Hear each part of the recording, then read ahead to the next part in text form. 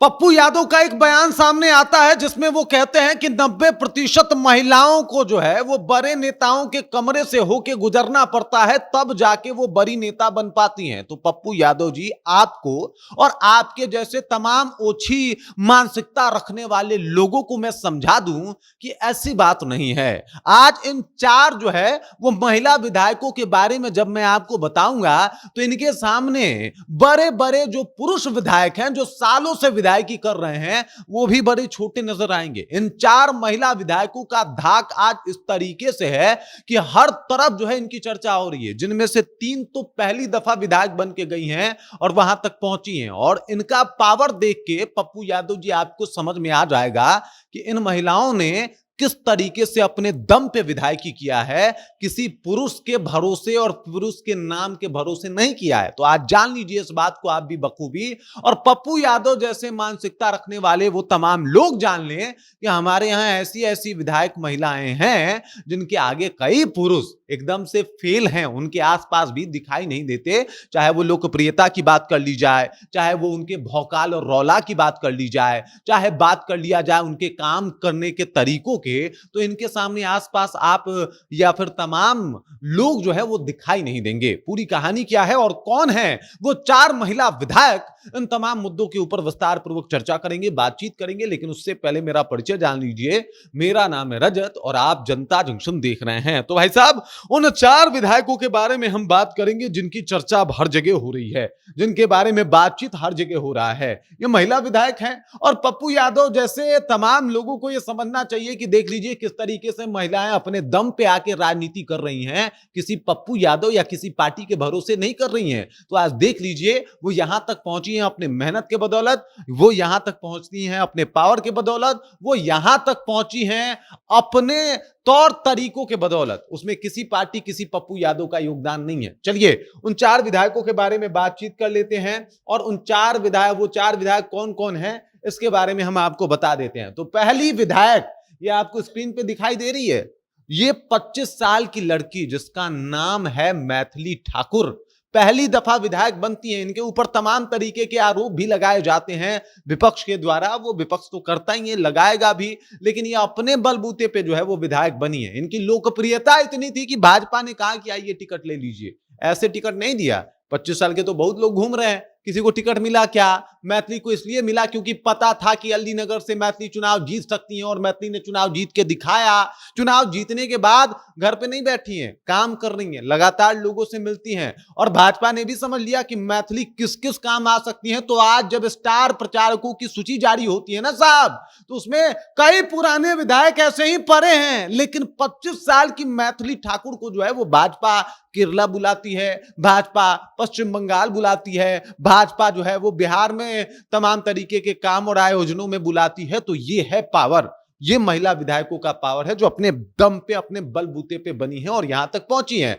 चलिए दूसरा नाम आपको बता देते हैं। दूसरा नाम है जमुई की विधायक श्रेयसी सिंह का। ये दूसरी बार विधायक बनी है और इस बार तो नीतीश कुमार के कैबिनेट में जो है इनको मंत्रिमंडल भी मिला था, मंत्रिमंडल भी देख रही थी। क्या पप्पू यादव जी, क्या लगता है किसके भरोसे ये देख रही थी? ये इनका खुद का पावर है। 2 बार विधायक रही हैं, काम बेहतर किया है और सिर्फ काम ही नहीं बल्कि नाम भी बेहतर किया है। इन्होंने देश का मान उस तरीके से जो है वो ऊंचा किया है जो शायद कोई पुरुष शायद ही कर पाए। अरे भाई बताइए ना, कितने लोग जो है वो कॉमनवेल्थ गेम में जाके खेल के जो है वो देश को गौरवान्वित फील करवाता हो? कितने लोग हैं, कितने पुरुष जो है वो ऐसा काम करवा पाए हैं? लेकिन इस सूची में जो है वो श्रेयसी सिंह का नाम है।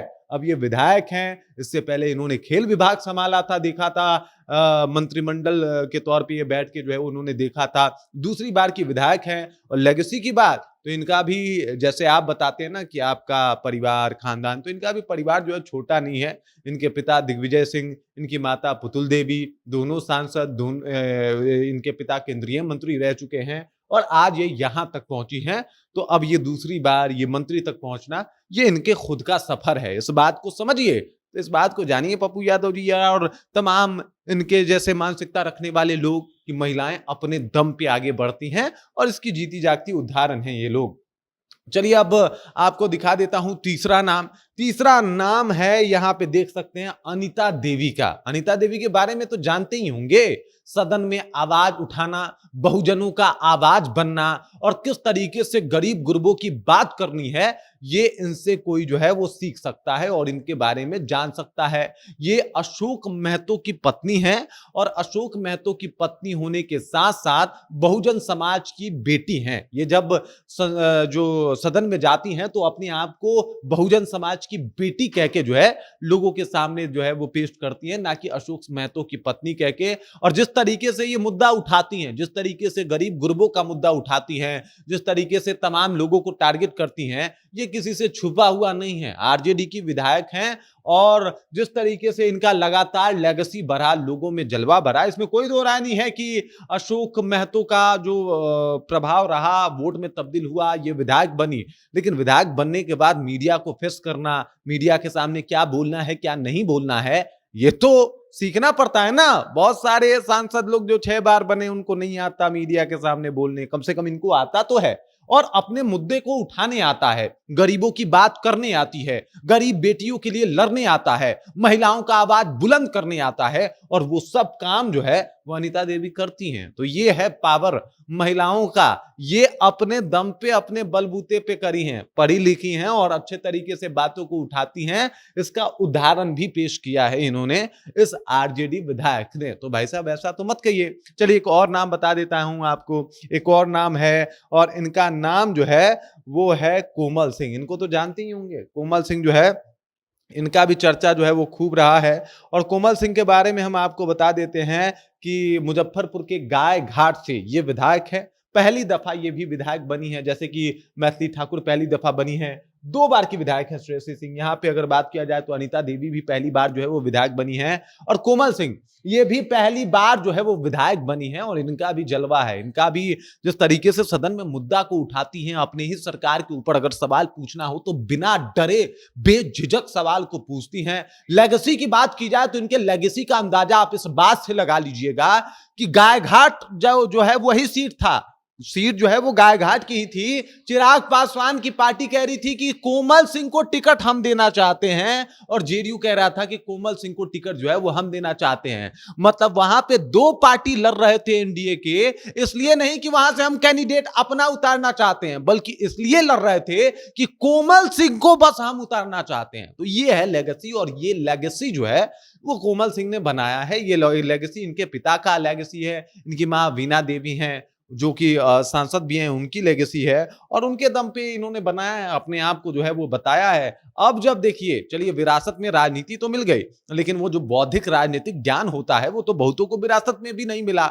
लेकिन ये जब विधानसभा में खड़ी होकर बातों को रखती हैं तो लोग सुनता है कि हाँ कोई बोल रहा है।